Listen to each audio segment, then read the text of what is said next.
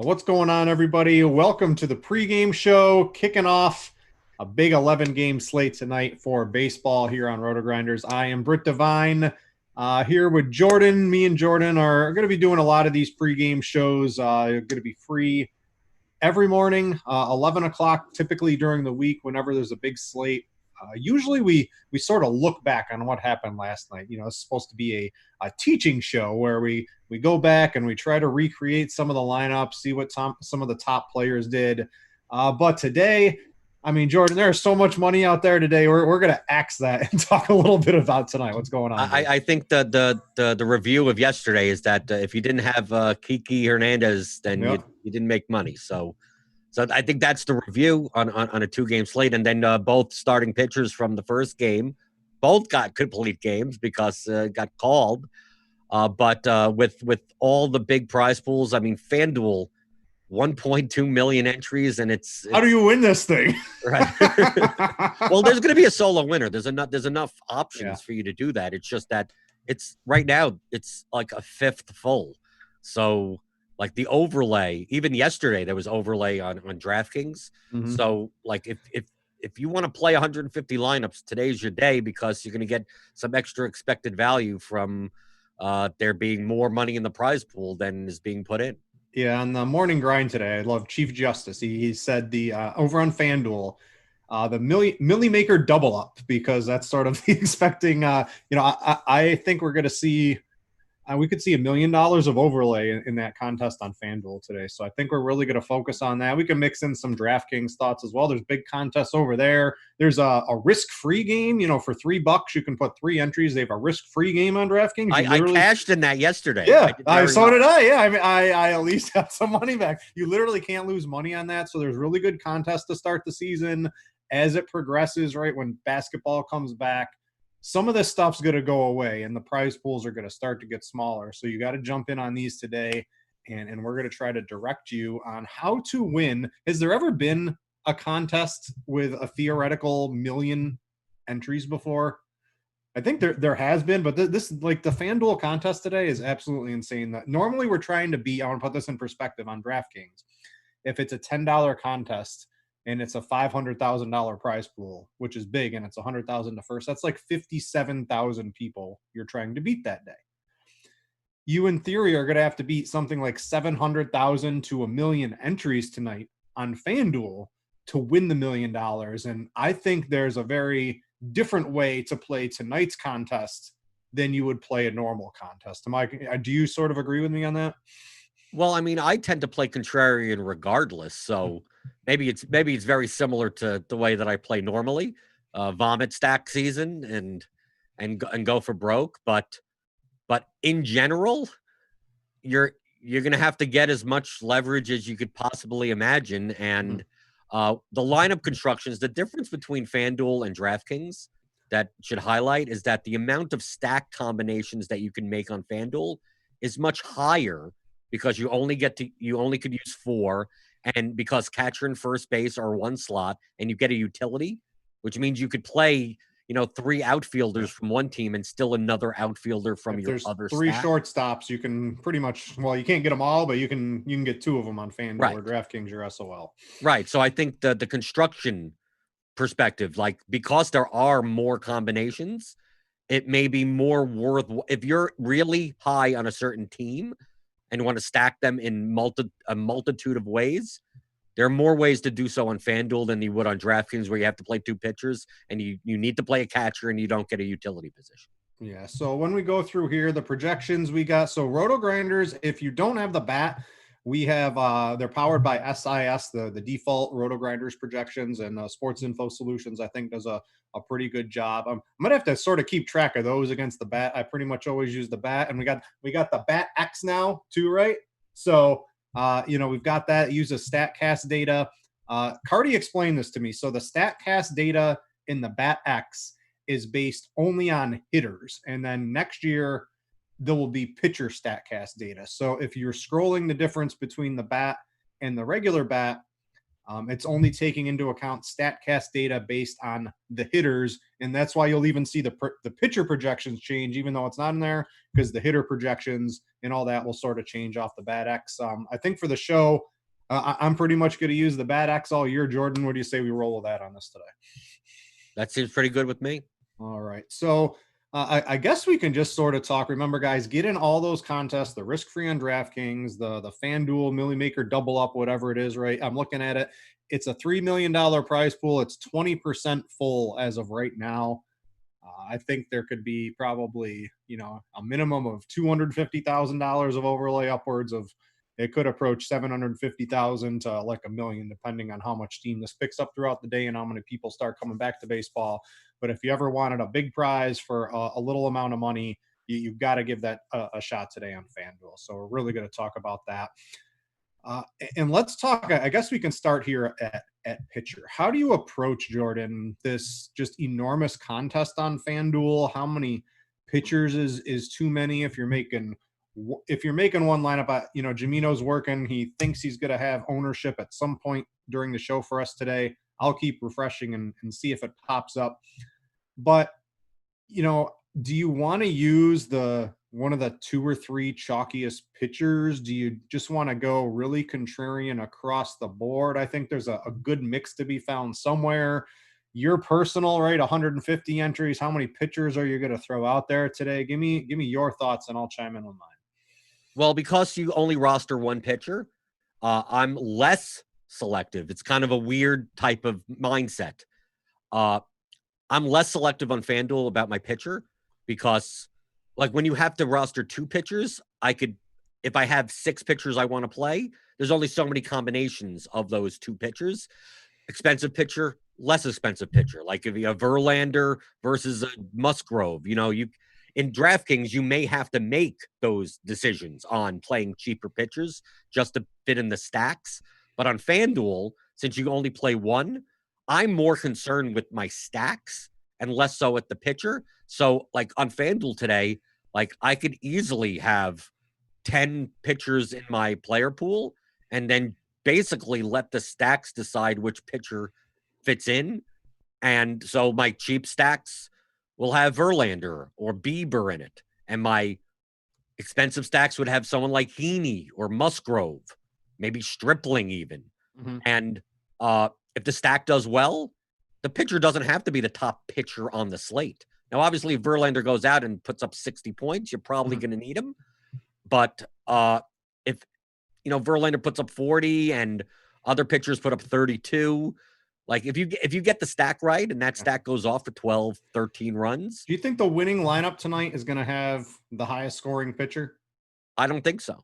I think it's quite likely that if pitcher scoring is a bit condensed at the top level, that it's quite possible that it could be a $9,200 Jose Berrios. I don't think he's necessarily the best option on the slate, but for the salary savings, maybe that makes the stacks that you have different than everyone else, because in order to pay up for stacks, you're gonna have to pay down a pitcher. Yeah, what I'm planning on doing is I think I'm gonna have 100, 150, something like that in this shot. I think I'm gonna take. I normally don't take massive stands. I think I'm going to play a little bit differently than I normally would, just because there's so many different rosters. I think, like you, I would normally sort of, if I was playing DraftKings, I might have, 12 pitchers in the player pool, because you need more combinations. But I think I'm going to limit it to like, 6 or 7 pitchers on FanDuel today is sort of my theory. So, and I guess we can talk on Verlander. There's a couple cheaper stacks, and I like Boston's pretty attainable because there's a couple of really cheap guys on there. They got a big total. They're going to be popular.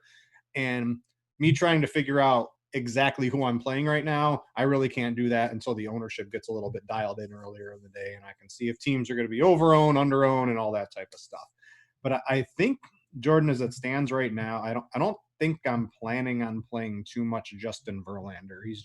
He's going to really limit the overall upside I think I can get out of some of my bats tonight. And I think there's guys like, I like Bieber. I think Nola's interesting. If Paddock gets a little bit of extra run, I think He's a little interesting. The bat is in love for cheap with Andrew Heaney, and I sort of agree with that a little bit tonight. For cheap, I just think there's enough good, cheaper pitching that I don't think I'm going to restrain myself in this absolutely massive contest. And if Verlander gets 70 points, if he has 12 strikeouts and goes 6 2/3 and gets the win and the quality start, I'm going to be on the outside looking in. But I mean, I think I might just X him out of my builds today. Well, I like playing vomit stacks. So, I mean, I may have very cheap stacks at a Verlander 40, 50-point game. In Baltimore, there you go. Right, there you go. Right, exactly. So that's why, yes, I think on a point per dollar basis, I think Bieber is I mean, in all projection systems for that price for 1,000 less is going to come up as a better point per dollar play. I think he'll also be a popular choice. So yes. When ownership comes out, seeing the difference between Verlander's ownership with Bieber, I think Flaherty may be a better play on DraftKings than he is on Fanduel. I think very little people are going to go to guys like Giolito, Berrios, Bumgarner, Paddock, Woodruff. Bumgarner does not exist to me today. Right, but I mean, if Bumgarner's 2% owned, then maybe I could give him a look. But really, it all depends on the ownership. But I think on this slate, I'm much more likely on FanDuel to either pay up in the 10K range, pay up for Verlander or Bieber, or go down and play someone like Heaney or Musgrove or the guys in the 6K range. I mentioned on Musgrove, and I don't know if you saw this, but dude threw 40 pitches in his last little exhibition inter squad thing. I don't know. There's some red flags on me on Musgrove today. That's a little concerning. I know a couple of the other guys, they were throwing 90 or 95 pitches. Flaherty, for example, like 2 or 3 weeks ago. And then in the last inter squad or whatever they call them, he threw like 75 because he wanted to be fresher going into opening day. So I think he's a little less concerning, but I don't know. I'm going to have to see where Musgrove is, see if the steam picks up on that. But when you threw 40 pitches in your last little outing, I don't know. And I look, we'll talk about a couple of things on the bat today too, right? Because Cardi's really sort of stepped up his game on the bat here. But one of the things I always like to do is, a lot of people use the bat. You got to beat 1 million people in theory in this contest. If you're using the same projections, the same way a lot of the public is doing, you're just going to have the same teams as everybody else. So one of the things I like to do is I sort of see what he has in the projected pitch count. You can find all this stuff if you're in the bat. And if I agree or disagree with something, I can sort of take some stands on, do I think a guy's going to pitch X amount of pitches? Do I think Bieber could throw 99 pitches? That's what the bat is currently projecting him as. Do I think Verlander's at 90? And you can sort of scroll through these and see if you're in agreement or not on it. So what does Musgrove have? What does the bat have Musgrove's pitch count? So Musgrove, let me find Mr. Musgrove. He's at 92, which I think is a smidge high at the moment, if you ask me. So I would probably, I would manually lower his projection, or I would see what Cardi has this at, let's say 4 o'clock, when he's had enough time to go through all these reports, right, and really dial it in. Because as good as the bat is, right, there are some manual tweaks that Cardi does throughout the day, and just like the projections get done on the normal side. So I'll see what it looks like later in the day. I'll see what the projection is. I'll see if the field's doing it. I'll try to, this is a really different contest than we're normally used to playing, but this is sort of what I look at for pitch count. If I think one's a little too high, one's a little too low. And you sort of do something like this for stacks. I guess we can maybe go over to this, a little addition Cardi had on this. You had a little bit of a hand in it too, where it just sort of shows you, right? Hey, what is the best possible stack on FanDuel today, according to the bat? So the people that do have it, walk them through what I'm showing here. Okay, so Cardi added in his bat projection package for DK and FanDuel, based on the median projections, like that's what point per dollar is. Is that's like how much median are you getting for the salary? And you could sort by points, like just overall points. Obviously, it's not going to be by point per dollar. So, Britt, if you sort the points column, I'm clicking it. Clicking it takes a while. Might be. There's a lot of teams out there. Nothing's happening. Okay. Well, there we go. So according to the bat, the highest points, well, it looks like 5203 should be. is Betts, Muncy, Bellinger, Seager against Zamar. I mean, is that even on the? Yeah, that's on the slate. Yeah, it's the second one. It clicked the ceiling. Yeah, I can feel the computer fans whirling in the background here. So there must be a lot of stuff going on behind the scenes. But this'll essentially give you an idea if you want to sort by 4-man stacks sequential, which means it has to be like 1, 2, 3, 4 or 2, 3, 4, 5. DK 5-man and 4-man stacks, just to get a sense of like the point per dollar value and the ceilings and the medians of different stack combinations for each site. And then obviously, you're going to see a lot of very similar stacks. I mean, we see, 1, 2, 4, 5, 1, 2, 4, 6, 1, 2, 4, 7, 1, 2, 4, 9. If you don't want to just scroll endlessly through different types of stacks, because it'll also show you, if you wanted to scroll, it'll fill out whatever positions there are. So let's say you're looking at point per dollar and you're like, I need to find a good point per dollar stack that uses a third baseman because the other stack that I'm using doesn't have a third baseman. And you just scroll down and maybe you find one. You find 1 point per dollar. We're not getting them. There isn't one because everyone has outfielders. Right. So if we scroll down for the highest third baseman, not many good ones, I guess. No. You're a computer fan. I almost think it's an error at this point in time. Right. You almost think that maybe the X isn't being filled for a third base spot. Correct. If you don't want to scroll all of that, you could go to the other page. There's a top stacks. You could see the links there. Number of top stacks by team. And this is for Fanduel. So that entire page that you just saw, it'll condense to the Boston Red Sox have 15 in the top 25 4-man stacks, 24 in the top 50, and then see who's in the top 200. So you can see based on Baltimore Verlander stacks here, Jordan. Right. Well, that's what you would look at. I would look at here and go, okay, Red Sox, Orioles, Phillies, Rockies, Indians, Giants. Maybe scroll down a little bit. You see, there's 11, the Twins in the top 200, right? Just to get a sense of what this is all based on the bat median projections, not the ceilings.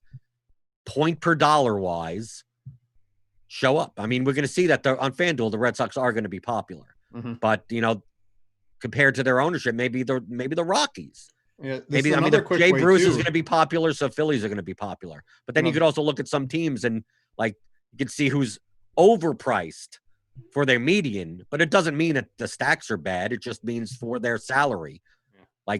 Typically, the guys with the teams with the zero, that's who you'd be pairing a cheap pitcher with because they do have a high point value, but not for their price. So this is, I consider, to be the if you want to search for vomit stacks, this is the type of page you should be looking at. Yeah, you can see one too. The Astros, the bat doesn't like the cheaters today, so we've got them. They're at zero top any stacks. So if everyone's using the bat now, I think the Astros will have some reasonable popularity, but I think most people are going to end up on maybe a Musgrove or a Heaney if they're stacking up the Astros. It's just because they're one of the more expensive teams to stack up. So you can see, on the point per dollar, they're not really up there. Just to clarify, because people may get confused between this and another tool that RotoGrinders has, that if you're a premium member, is Slate IQ. So this page, what you're looking at right now, is the bat has median projections. And all it's doing is, based on the median, who is the highest point per dollar stacks. Not the chance that that's the winning stack, just highest point per dollar median projection. Slate IQ, that Jamino comes out with every day, will, based on the batting orders, based on the ownerships, based on everything, could predict, based on the most comparable 25 slates, on what percentage of the time does that team stack end up in the winning lineup. So you may have a stack at 11%, another stack at 8%, another stack at 4%. So, but that's if it's going to be in a winning lineup in GPP. Yeah, that'll sort of show up later in the day on your stacks page. You'll have the leverage and the PO. Speaking of that, let me see if any of it's in there. Right. So you may have an instance where the bat point per dollar median has a team in top 50 stacks, but the team's likelihood of being in the winning lineup may be 2%. So that means it may project well median wise. You may get a lot of points for the bang for the buck, but it may not have the ceiling to necessarily win you a GPP. If you guys are watching on the YouTube, click the like button. We would really appreciate that over there. And speaking of YouTube, if you are in the chat, right, these morning shows that Jordan and I do, and maybe some other hosts from time to time, they're meant to be interactive, right? Throw something in chat. I see Jordan's in there on YouTube. If you got questions, we're here to try to talk some answers when we have time, right? An interactive show in the morning.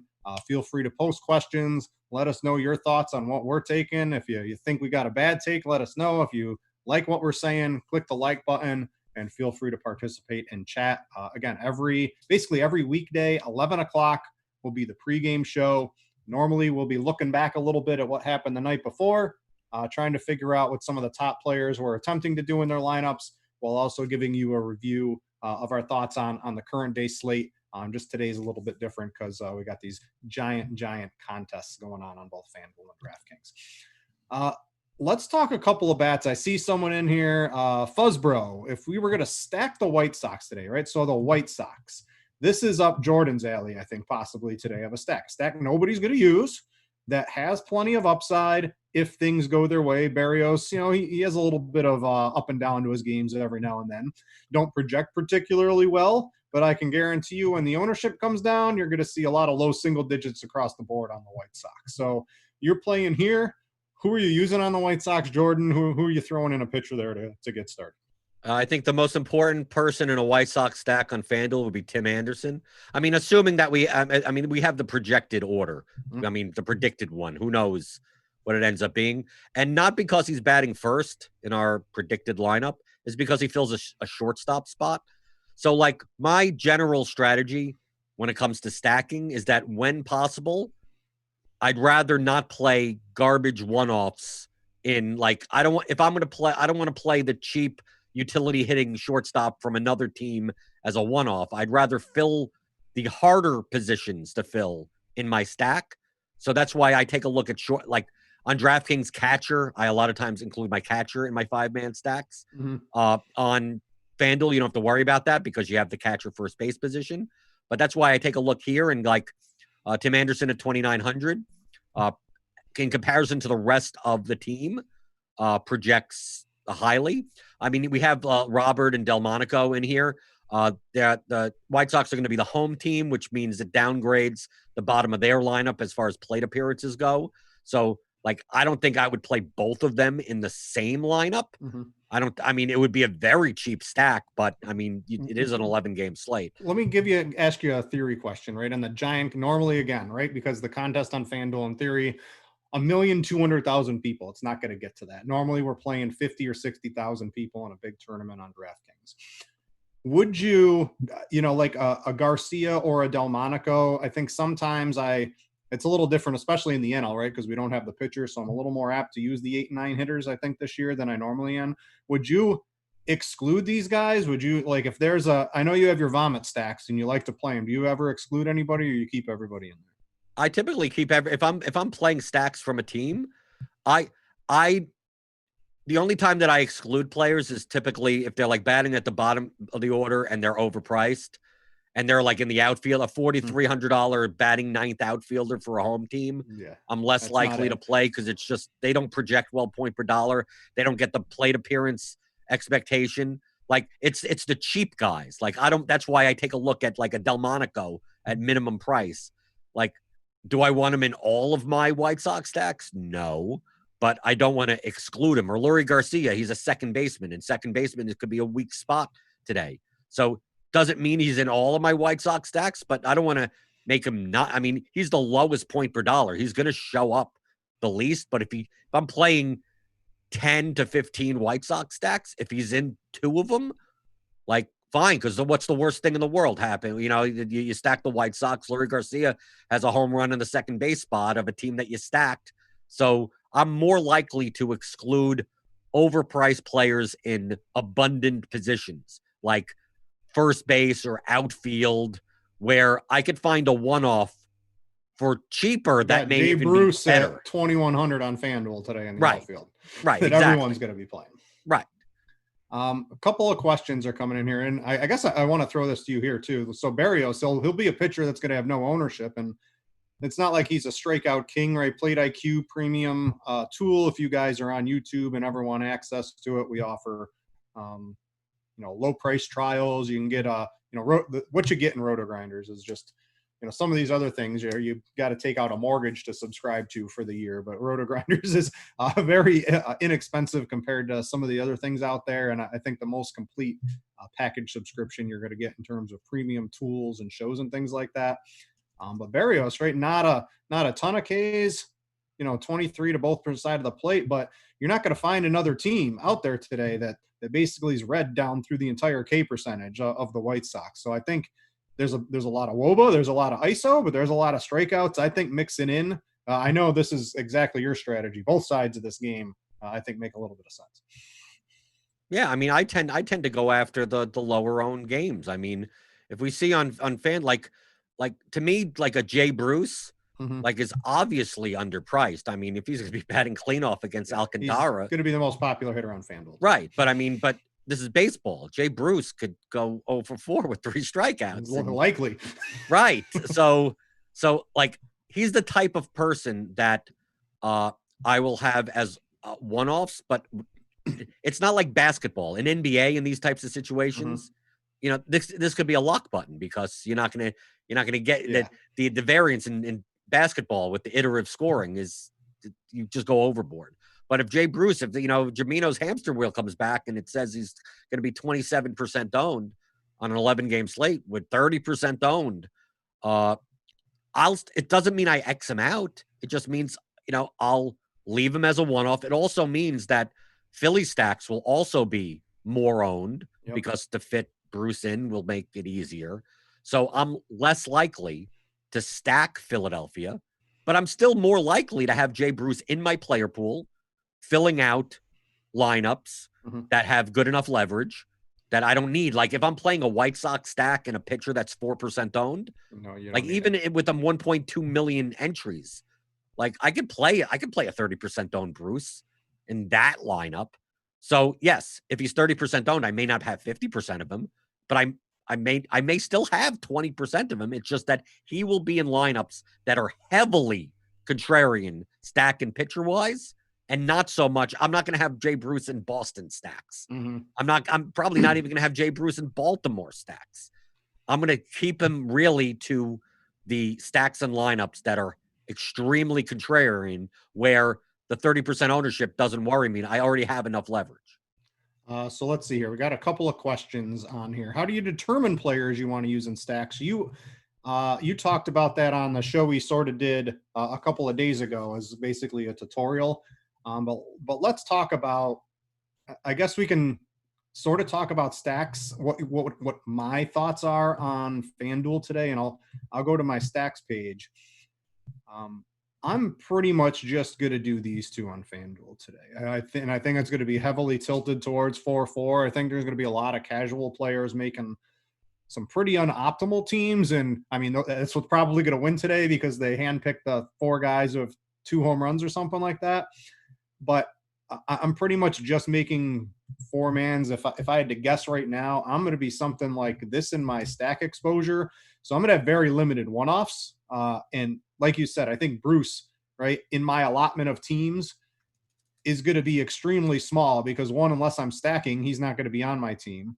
And then 2, if Philadelphia is going to be the highest or second highest owned stack, I think that's probably reasonable by the time it's all said and done.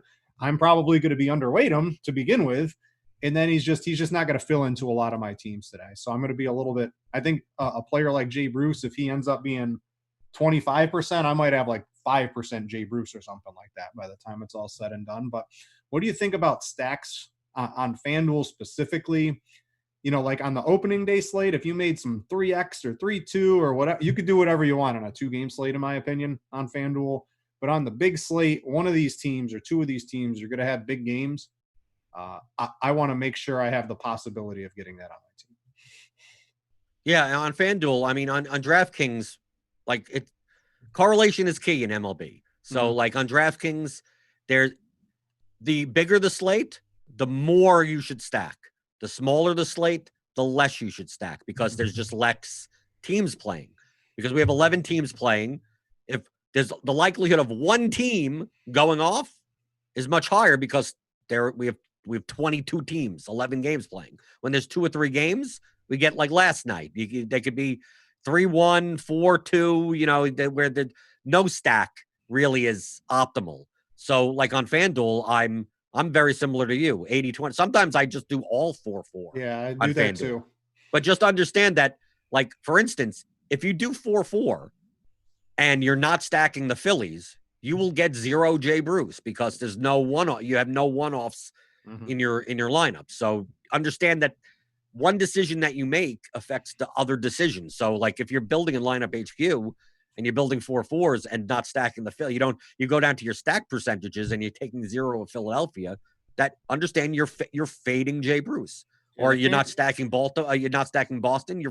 You're fading JD Martinez. You're fading those guys. It's very small, but the FanDuel scoring system lends itself more to making sure you have players that are in a stack. Like the home run means just a smidge more, I think, on DraftKings. We're getting the runs and the RBI correlation on FanDuel.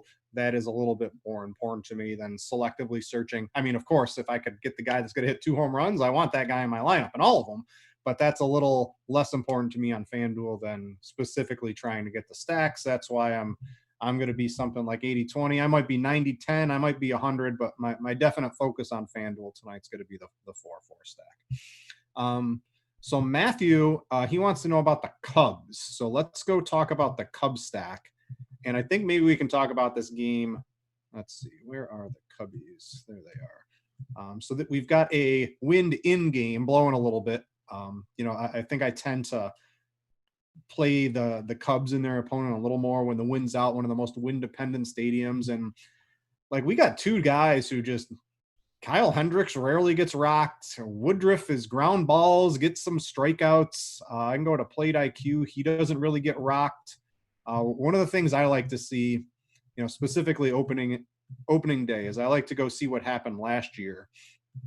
And – oh, this is zoomed in, so I guess I got to scroll over a little bit.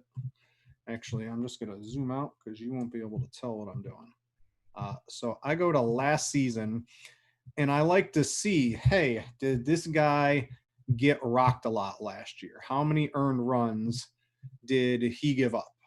So you go look at Woodruff last year. 1 earned run, 4 earned runs, 1, 1, 1, 3, 4, 3, 3, 6. All right, at Pittsburgh. I'm going to call that an anomaly, right? That never happens. Just never really gets rocked. Once against the Dodgers. Whatever. This is not – I'm trying to win $1 million on FanDuel or a big tournament on DraftKings. I don't think I'm going to play too many stacks from either side of this game, and Hendricks is just a good real-life pitcher, not good in fantasy. I could see myself playing Woodruff as a pitcher. I'm not too thrilled to use either side of the bats. Or you might disagree, though, because this is what you lean into sometimes. Right, but of course, I'm looking at projections also. So it's always projections versus ownership, and of course, yet the ownership isn't out yet. But yeah, I could obviously tell that the ownership of this game is going to be low. But it's never a good sign when I sort the team by point per dollar projections. And the worst point per dollar plays are all the top order of the lineup, where like Bodie and Hayward and Schwarber, like Schwarber's fine. Okay, he's 3.5x point per dollar. He bats 4th. Okay, he's 2,800 on FanDuel. Okay, that interests me. Okay, that could be a building block of a stack. I mean, I'd rather it not be in an outfield position. I'd rather it be in a scarce position. But then I start seeing like Rizzo, Contreras, Baez, Bryant. They're all like 2.9 to 3.2x median. And yes, I guess they have a ceiling. I see bad plate IQ numbers, which, correlate to the poor bat projections. Can the Cubs go out and these guys, Bryant, Baez, Contreras, Rizzo, all hit home runs today? Sure. It's just a much lower probability today. So if the stack was 1% owned, okay, maybe I give a shot. But for these prices on an 11-game slate, I think I could find better. But based on what I'm seeing here, it's like maybe I could take Schwarber as a one-off off of Woodruff because, bats 4th, he's a fly ball hitter and who knows, he's 2,800 in the outfield. So that's much better than, paying 3,600 for Anthony Rizzo in my first base spot where I could find so many other players, and then stacking these guys is just going to be expensive. So the more expensive your stack is, the more they have to outperform their salary adjusted value, their point per dollar value, to get a GPP winning ceiling. So like that's what the whole concept of vomit stacks. Like when I stack 5 guys on DraftKings under 20K, that stack could pay off with only like an 8-run game. You're stacking a 25K stack, like you need you need so much more production out of it. Of course, the cheaper stack, less probable of happening, but I don't need 15 runs out of the Marlins. I don't need, 20 runs out of the Tigers, but the Astros, when they're expensive, the Cubs in this case on Fanduel, like it's not going to be to win one against 1.2 million entries. Like it's going to be low owned. You're going to need a dong out of Rizzo, Contreras, Baez, and Brat. You're going to need home runs, quality points out of all 4 of them at those prices, and then stacking them, you're not going to be able to pay 10K for a pitcher. Yeah, so thinking of your lineup as a whole, like that's why I take a look at the Cubs and go, even if they're lower owned, like I'm not even sure their probability of being like the top stack is even that high. And don't forget too, Woodruff, right? Very good ground ball pitcher, doesn't allow a lot of fly balls, really limits the right-handers, right? The lefties can get them, but even the lefties don't hit a lot of fly balls against them. Wind blowing in Wrigley. You got Hader in the bullpen. If the game's close and both teams are scoring, he's going to come in, and that's, an inning and a half, maybe 2 full innings of just everyone striking out. It's just it's a tough proposition for me to take someone like that today at their prices. Jonathan he's questioning us on our 4-4 stacks. And I think last night, right, Jonathan, you could run a 3-3-1-1 on FanDuel. You can do whatever the hell you want on FanDuel on a 2-game slate. When it's an 11-game slate, there's 22 teams. Odds are one of those teams is going to severely outperform one of the other teams. It's just how it works in baseball. And if you don't have that team in a 4-man stack on FanDuel with the order of the guys, they get runs and RBIs are a little bit more correlated there, you're just not going to win $1 million trying to beat out 1 million people. Now, sure, the best way is to always pick out the guys that hit 3 home runs each. That's just impossible to do on a day-to-day basis. So even though that's what you want, it's not a repeatable process, and you still want to have some stickiness to your overall day-to-day system. The value of correlation in baseball is high. Yeah. Because when one person gets on base, the next person gets more available points to them. And then the more plate appearances they could get. Because remember, it's not on a time limit. They could have 6-7 at bats in a big game. So the correlation between one guy gets on base, next guy gets a double, that scores a run, which gets an RBI for this batter, over the long run is worth more than doing the good old Dean 1-1-1-1-1-1-1-1 stacks. Dean has progressed. Let's not make fun of Dean. Right. Dean okay. Maybe not the 1-man stacks, but over the long run. Now on certain slates, it could show up that a 3-3-2 or something, or a 4-1-1-1-1 wins. But for the most part, it's 2020 and the field still doesn't stack enough. We could start, 5 years from now, when everyone's playing 4-4s, it actually means that you become much more different by not. Then we could start talking about playing less correlative lineups for the sake of leverage. But right now, we see fantasy's been around, daily fantasy's been around for 10 years, and we see in every sport that the field still does not correlate enough. So, yes, on certain slates, you may get an outlier result. But if you have a repeatable process that you're playing 4-4s or 4-3-1s on slates of this size 100 times in a year, you're more likely to come out ahead doing that than trying to pick and choose, solo home runs from a multitude of games that you're going to see the top lineups. Study the top 1% of lineups. It's almost always stacks. Yeah, you'll see that one. Slate IQ, I don't think we had it out yesterday, but if it comes out today or when that's back up and running, you'll see, the lineups towards the top are generally heavily stacked. Edgar wants to know 4-4 stacks. Do they work on DraftKings? Now, DraftKings is different, right? On a slate like tonight, pretty sure the 5-man stack is likely to win out, especially if there's a team that scores 15 runs. You can do 4s on DraftKings, but I think most people prefer, on the big slate, starting it with a 5-man stack, correct? Right. The more correlation, the better. In baseball, If you could stack a whole team, we would. Right. If there was allowed 6-man stacks, I'd be stacking 6-man. They used to, I think, before you started, Jordan. Right. I think Yahoo. Does Yahoo allow 6-man? I think they do, yeah, but they tweak it so it's really not worth it. I mean, it is, but it's not. But just understand that anything when deciding on your lineups, let's say, for instance, that you're hand building a lineup, and you'd pick a 4-man stack, and you pick a pitcher, and then you're looking at another team or a batter or whatever. It's like whatever slot you have left, always look to you're either taking the player because they're correlative or because they're giving you leverage. So it doesn't matter. So based on the lineup that it's in. So if you're going to play 4-4, for instance, on DraftKings, obviously that means you can't have any one-offs in those lineups. Mm-hmm. And the stacks need to fit together like a puzzle.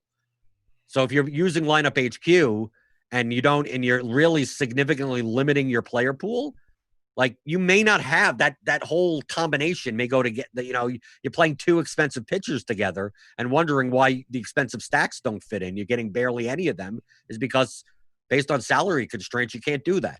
Or you're playing 2 stacks together that neither of them have a shortstop. Well, obviously you can't play a 4-4 with at least one team having a shortstop.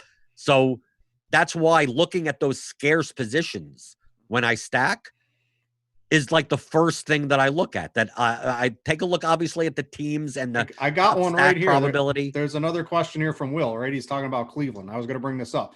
You want the scarce positions to stack.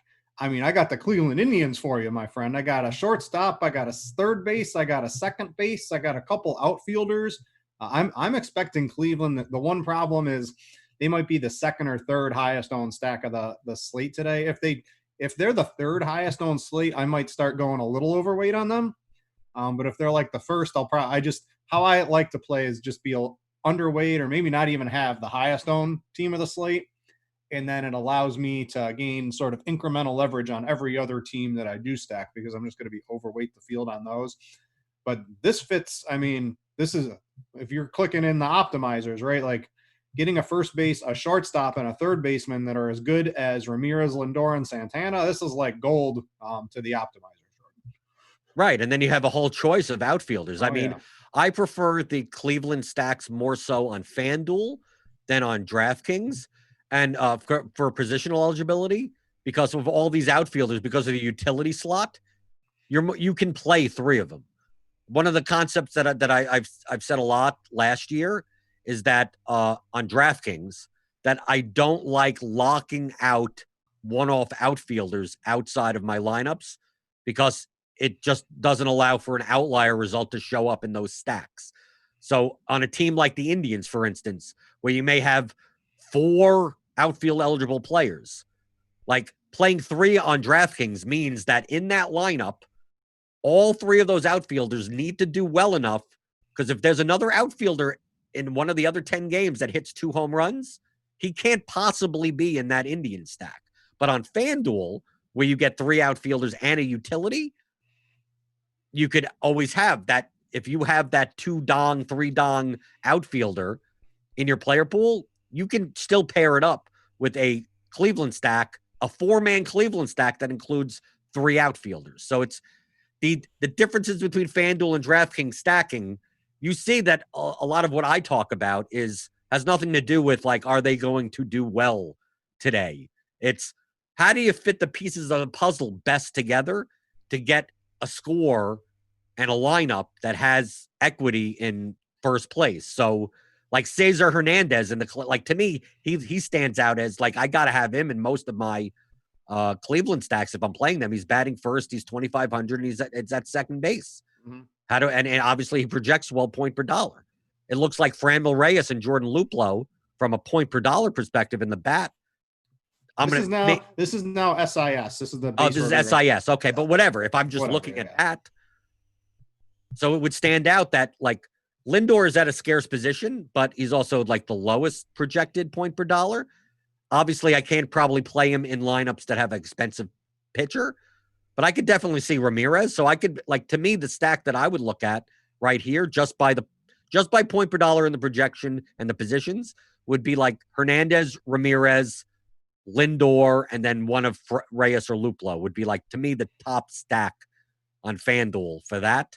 But if I wanted to replace Lindor with Santana, I don't think that's bad because of the difference in point per dollar. And if you wanted to replace Reyes with Luplow, I don't think that's bad either. But I mean, to me, the core would be Hernandez and Ramirez because second base, third base, they have the highest point per dollar projection, and Hernandez is only 2,500.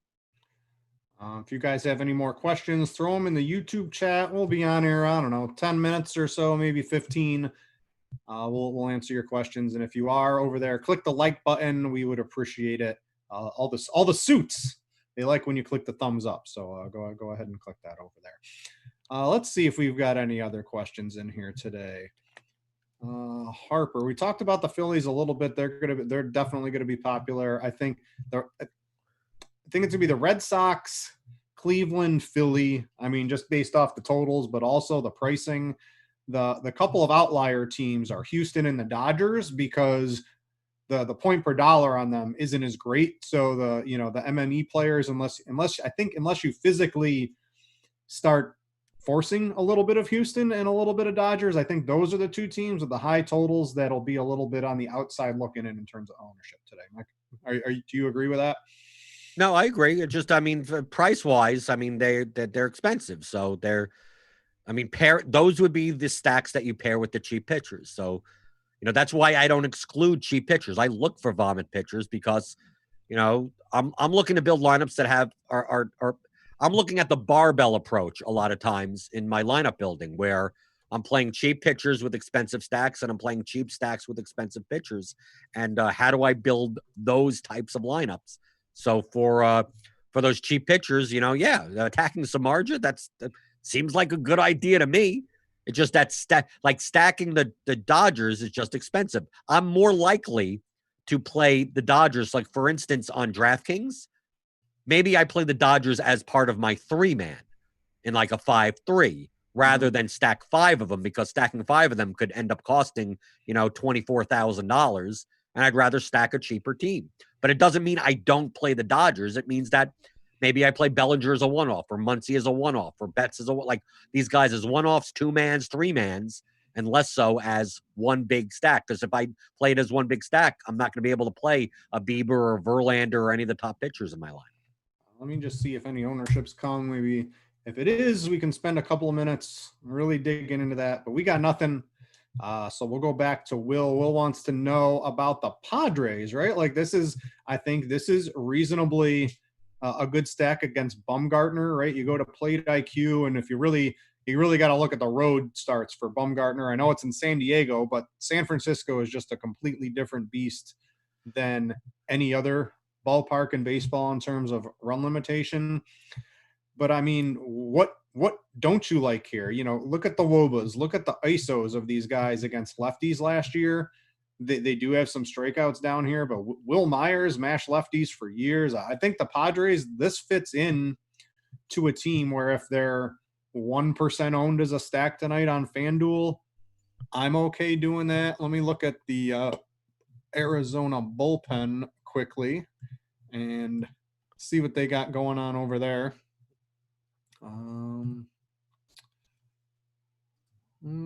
Okay, bullpen, not the best, not the worst, but like I'm okay. Bumgarner, on the road against, what I would consider good righties, seems good to me. If they're low, this is a team.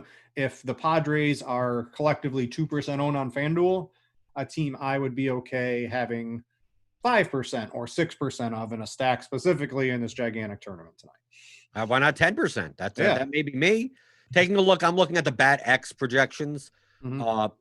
I sort by point per dollar, and in the top over 3.5 point per dollar is 6 of their hitters, and 3 of them in the top 3.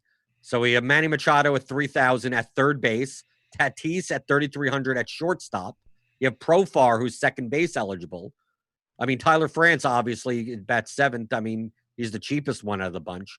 But I mean, these guys are priced cheaply. I mean, Eric Hosmer is the lowest projected. He's probably not going to make it onto my team, but right. But I'm saying like the stack for the Padres, just it grades out well. If you tell me that this stack is sub 4% owned, I mean, I want more of it. I mean, I could stack Machado, Tatis, either Pham or Myers, and then Profar or something like that. If he's batting fifth at second base, I get to fill some middle infield spots, one outfield spot, a third base spot. I mean, this definitely fits in with my vomit stack approach, and they're cheap. This stack is cheap enough that this stack could even have a Bieber in it.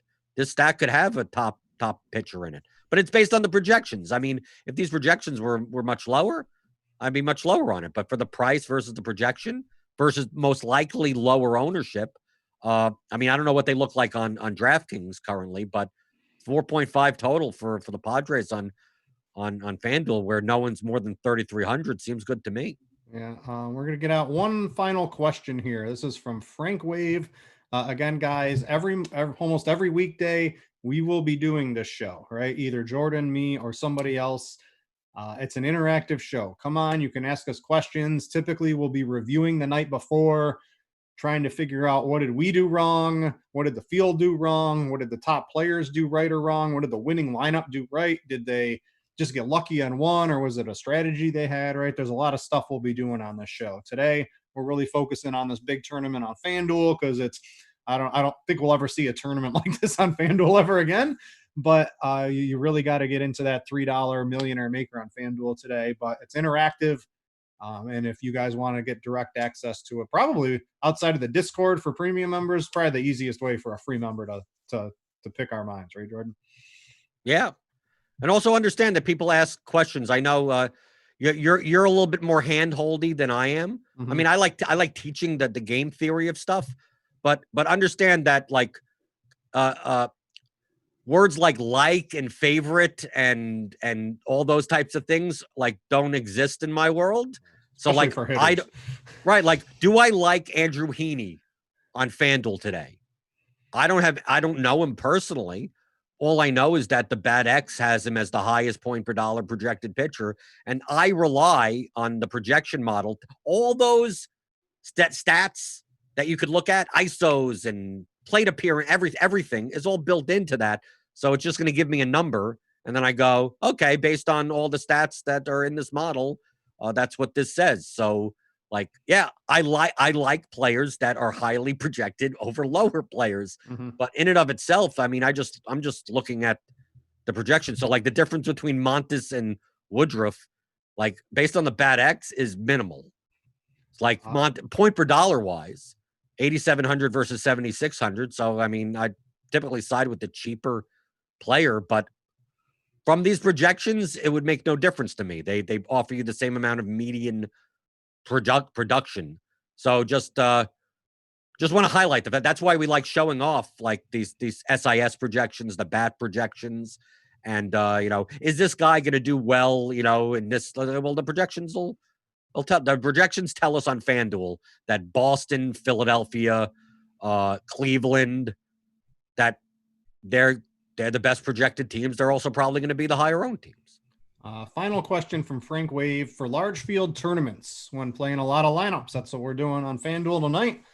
How do you determine how many times you are going to roll out the same stack but different pieces? So I like to diversify, right? If I'm running out 10 Indian stacks, for example, I probably want them paired with another team a maximum of twice. And if I get the Indians paired with 10 other teams, I'm cool with that, right? I want to have a shot of getting the two best teams, and then hopefully I pick the right guys, then playing the Indians with the Red Sox 10 times in a row. That's what I like to do. There's people that like to do the exact opposite of what I do. And I don't think there's a wrong way to play.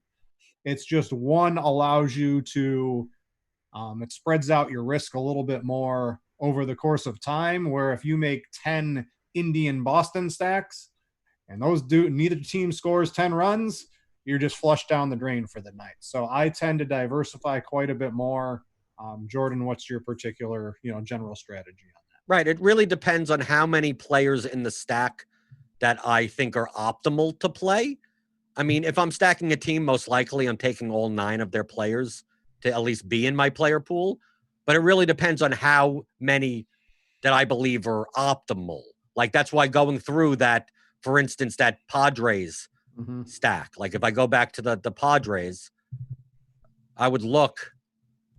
Let's see. Go back on my screen to the Padres. I got it up here. Oh, you got it up. Okay. So going up there, like, I would take a look at this. Well, based on these are SIS projections. No, I'm back to the bat. The bat was zeroing out for me for a minute. So okay. But looking at this, it's like, how much Hosmer do I want? Poorly projected. How much Grissom do I want at 3.3x? Maybe not as much. How much Mejia do I want on Fanduel in the catcher spot? Yeah. Right? Like, I take a look at this and I go, well, it may just be that most of my stacks have 4 out of 5 guys, and which means I have less combinations to make, which means I don't need to make 30 Padres stacks because they're primarily going to be very similar. But on a team where I see 7 players that are like, wow, I think, I can make a lot more stacks like this, then those are the times where I may go heavier on it. I think that's good about do it. Things are the COVID is going through the baseball right now, so it's going to be a fun night. The Braves currently don't have a catcher for today, so we'll have to see how that plays out. Going to be an interesting season. Who's going to catch? I don't know. They're both out today, so they'll have to figure something out. It's going to be an interesting season. You're going to have to be on your toes. You're going to have to be, baseball, when the lineup comes out for the early game at 4:00, I mean, 15% of the time, I think that's going to end up changing. Like, you're going to have to be on your toes more than ever for baseball. Know the suspension, know the postpone, know the weather, because there are 2 very different outcomes between suspended and postponed games, sort of like we saw last night. There's going to be a lot of different strategies to think about. Hopefully you enjoyed this show. Again, click the like on YouTube if you guys enjoyed the show.